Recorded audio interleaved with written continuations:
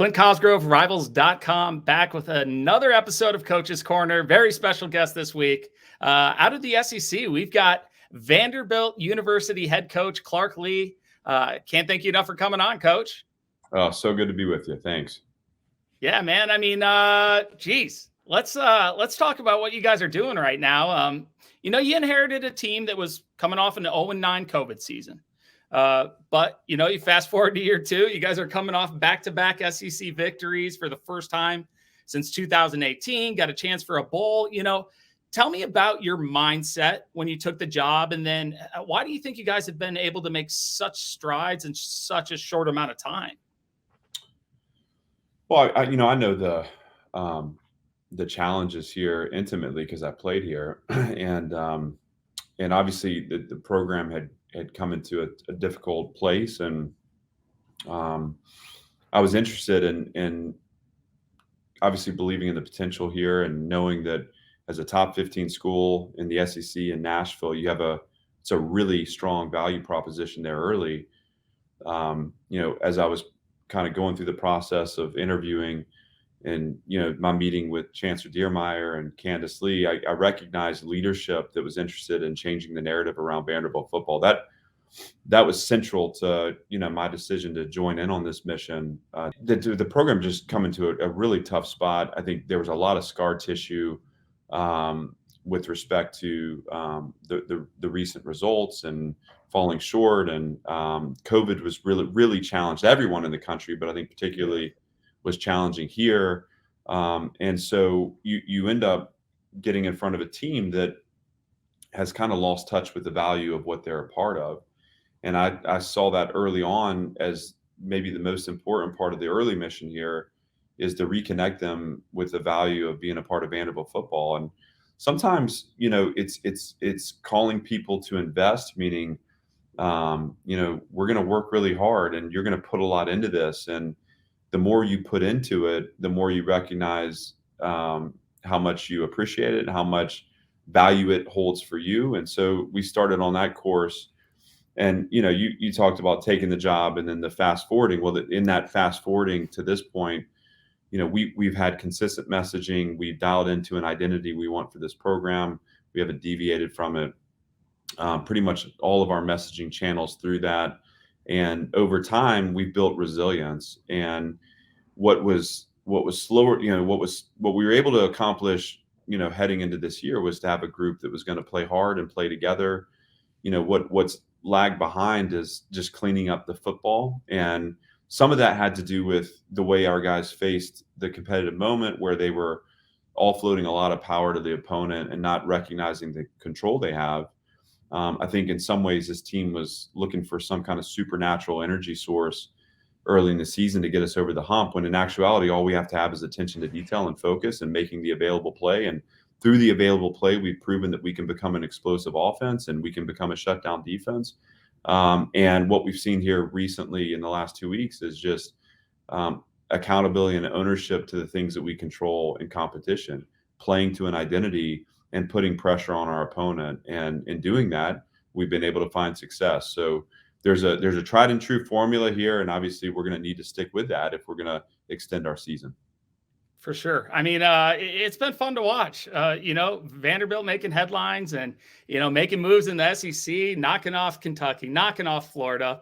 I know, a big part of, last time we talked was during the late signing period, and you were fired up about the recruiting class. And, you've talked about the guys who were there buying in and understanding that they do have control.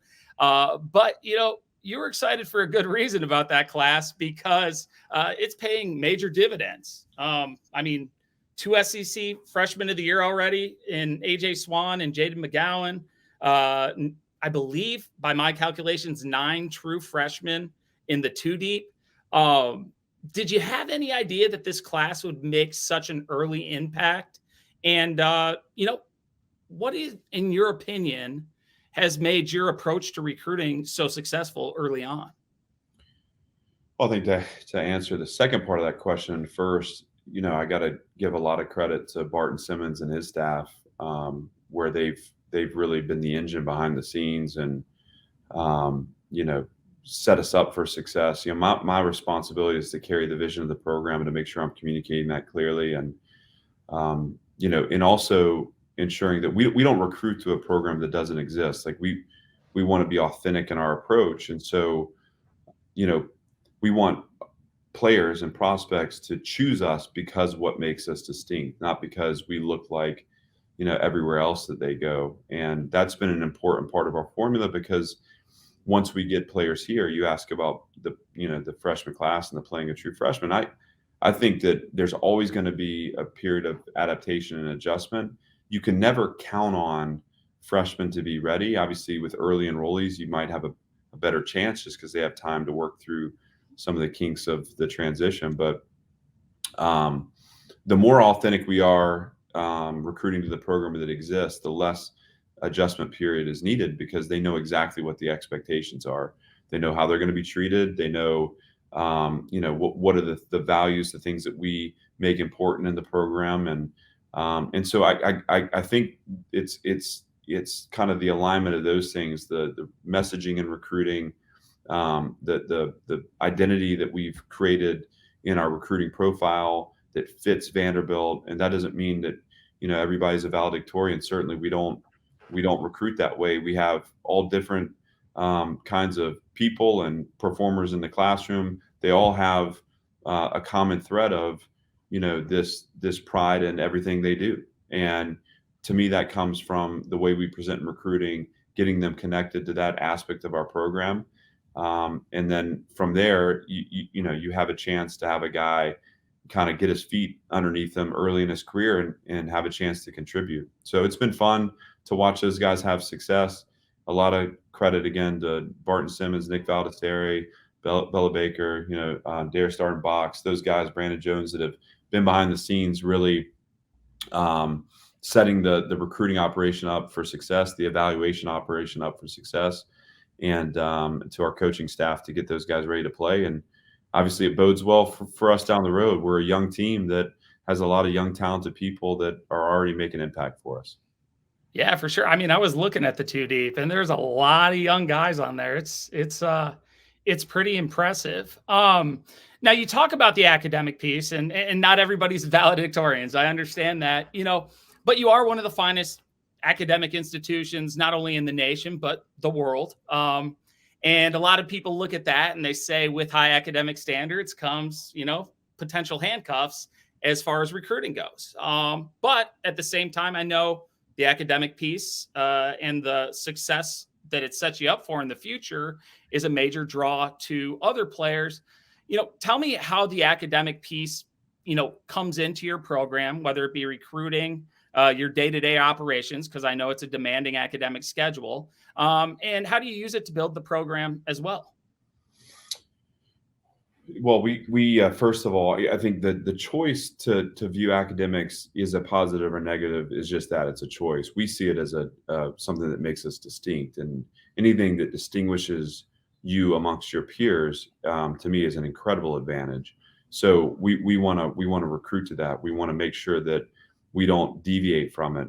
When we talk about what it takes to be successful at Vanderbilt with all the resources here, and keep in mind, we're a tight-knit campus, a tight-knit community that's in a big city. So, the professors know our kids by name and face, and there's a lot of support here. There's a lot of resources here that, so long as someone's willing to put in the effort, they're going to find success in the classroom at Vanderbilt. And that means that all we look for in recruiting is that there's a connection to the value of education. That's something that they want.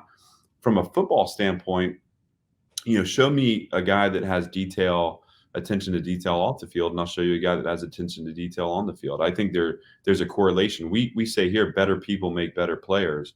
And I don't see any of the experience here as pulling from the football experience. I think it all enhances and augments it. We want to be a program that develops players and people to have NFL careers.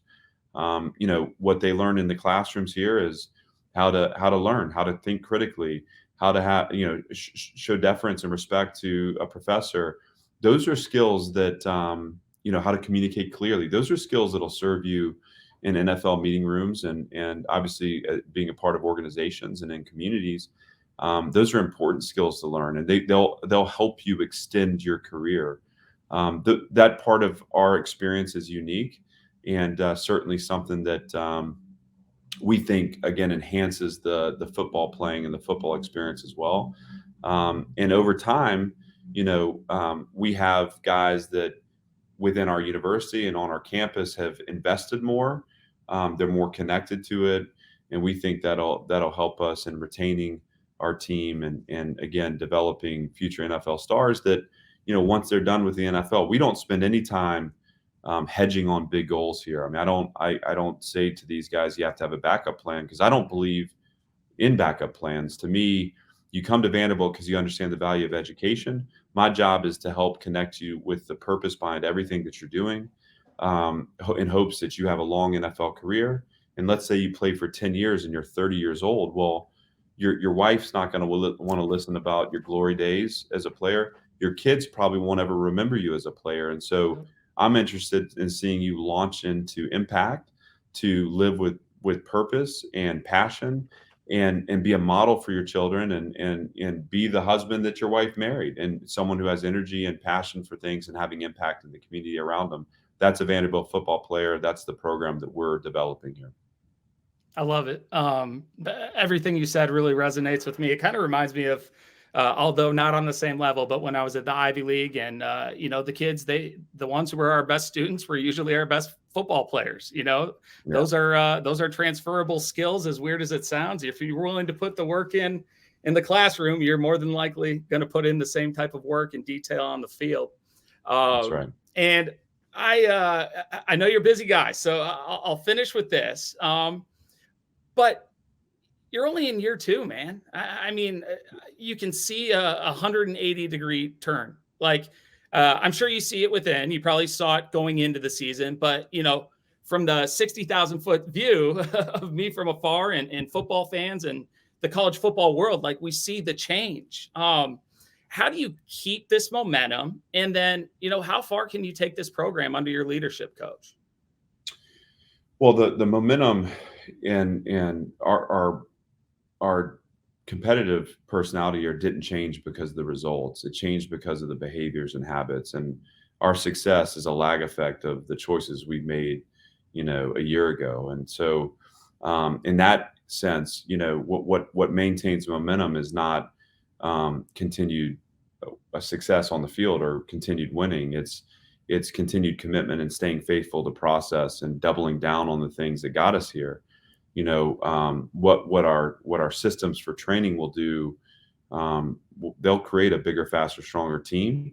The more we can retain systems in football, the more that we can expedite learning and really create a great level of anticipation. And a program builds upon itself. And so the more that we minimize the turnover and certainly minimize the changing of language internally, I think you're going to see an aggregate performance within the program.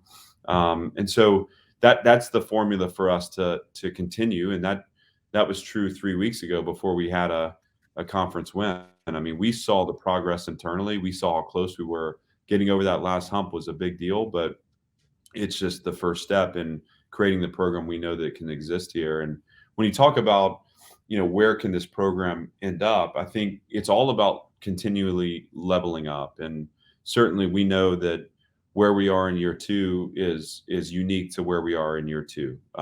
That, as we transition to the off season and we double down on our efforts, that it's going to open up more possibility for us to achieve success. There's going to become more people that are interested in what we're doing and getting behind our efforts here. And over time, when you start talking about facility transformation and state-of-the-art spaces, as long as we've stayed committed to the people and developing the people first, then I think, to me, there is no limitation on what we can accomplish here. And I know that's hard for people to understand sometimes, but I'm not asking people to understand me. That's how I feel. That's what's written on my heart. And I'm not talking about it happening tomorrow, but over time, as long as we stay faithful and committed, we have a chance to build something here that is unique, that is different, that goes about this in a way that distinguishes it from our peers. And I think that in the end will be our competitive advantage and something that we can, ride to the top of the league.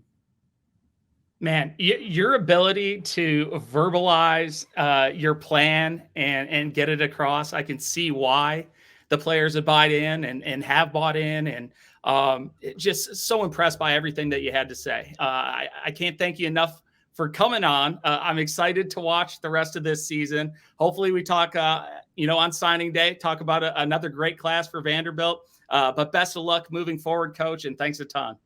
Thanks, Clint. I appreciate being with you and look forward to the next conversation.